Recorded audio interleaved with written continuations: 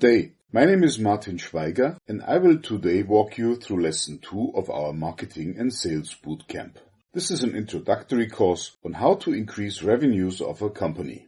Today in lesson 2, we will talk about Google Search and Google Adwords, two very famous services in the internet. This lesson is for nerds and for non-nerds.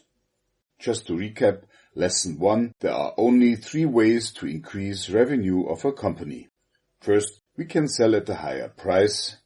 Second, we can sell more to the existing customers. Or we can find more new customers. Now let's apply this to the Google Search and the Google Adwords.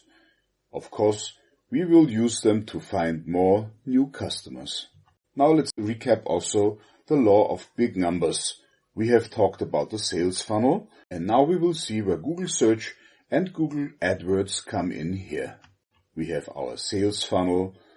On the top layer, we will have the leads. The leads will be converted to opportunities, and the opportunities go through various sales stages. Altogether, we have to work 9 times in average on an opportunity in order to turn it into a deal won or a deal lost. This is often overlooked, and we will talk about that in a later lesson. Let's start with an example. We have 100 leads. These 100 leads can be converted into about 50 opportunities, and these 50 opportunities, after working 9 times on them, turn into 5 deals that are won. Now the big question is, if we do not want 5 deals that are won, but we want 50 deals that are won, we will need 500 opportunities and 1,000 leads. This is why this is called the law of big numbers. There's a linear relationship between the deals won and the leads that we put into our sales funnel. Now where is our Google Search and our Google Adwords? Of course here, on the top layer, we can increase the number of leads by using these 2 internet services. In this lesson, we will see how this works in detail. Let's look at a search result page. We assume that someone is looking for a rental office in Singapore. He types into the search line of Google, as you see here, office rental or some other appropriate keywords. This search will turn out the result page that is seen on the left side of this page. On the top of the search results, we have 4 search results that have this little add sign here. There's a box with the 2 letters A and D inside. I have just enlarged the top search result here, so you see the add better. This means that this is a search result that goes back to Google Adwords. While in the middle of the page, we have a search result that goes back to Google Search. This is an organic search result, and you see here the difference between the 2 is that the Google Adwords search result has this little box with AD, while the Google search result normal does not have this box. In a sideline only, there's also a map here, and there are some other search results, and these search results go back to a registration of your business under Google Business. This has nothing to do with the normal Google search and also nothing with the Google Adwords search. Let's look on the technology behind this. We compare the Google search engine with the Google Adwords service. And I have done here a symbolic drawing. There's a cloud for the internet and 2 boxes. One is with the Google search engine and the other one is with Google Adwords. We have a user here. The user is located in the USA. His age is 45 to 54. He is male and he is using a desktop personal computer. These are sample features that describe our target for using the Google search language. We have a company A here. The company A is located in the USA and it runs a web page. The company A wants to rent out office space in the USA. And it has advertised the office space in the USA. The user 1 wants to rent office space in the USA. He does a Google search for the keywords rent office, which is the red arrow here. The Google search engine picks up this search and directs it to the Company A web page. On the Company A web page, there is some contact information, and the user 1 makes a contact. This would generate an additional lead.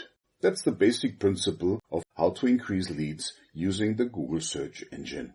Just as an example, there's a user 2 here. She is located in Singapore. Her age is 25 to 34. She is female and she is using a smartphone for her search.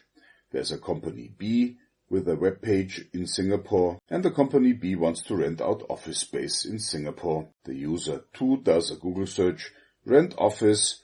The Google search engine redirects this search to the Company B web page according to the profile of the user 2. The user 2 retrieves the contact information from Company B from the web page and makes a contact, thereby creating a new lead for the sales funnel.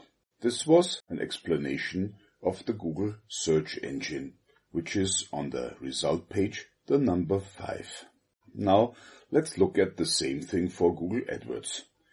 We have our user 1 that does a Google search, rent office. The Google AdWords engine picks this search up because the Company A has paid Google AdWords for redirecting such searches with such keywords to their web page. The user 1 makes a contact by using the contact information on the web page of Company A and creates a lead.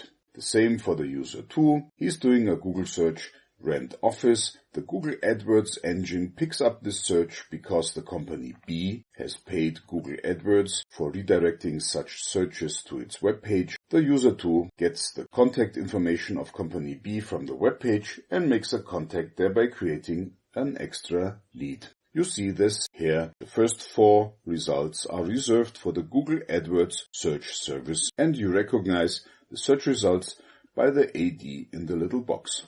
So, let's recap again. Lesson 1.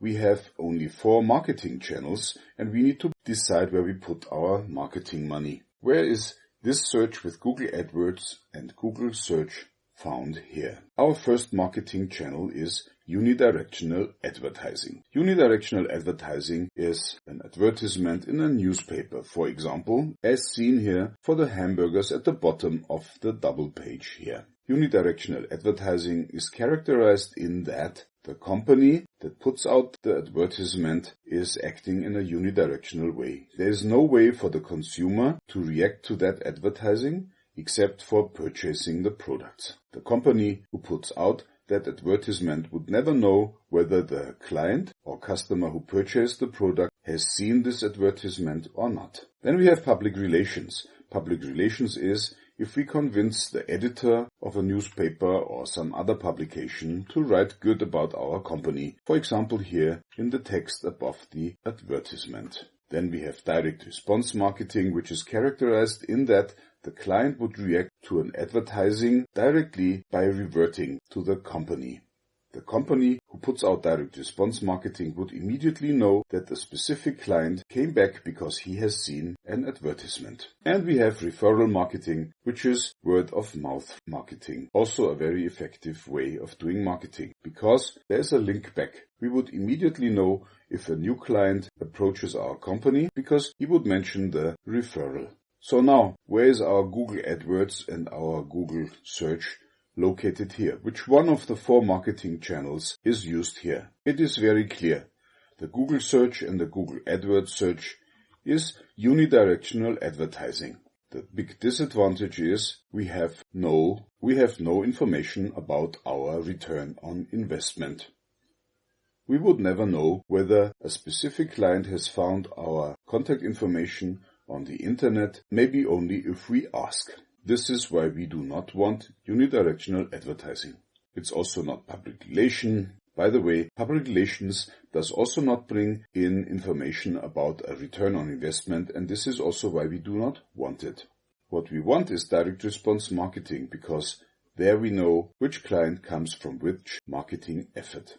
Now, in the next lesson, I will show you how to use the Google AdWords service plus an additional landing page in addition to the existing company webpage and a call to action for providing a direct response marketing system. In very short words, we provide free content in exchange for an email address, and we do this for a very specific good or services of our company.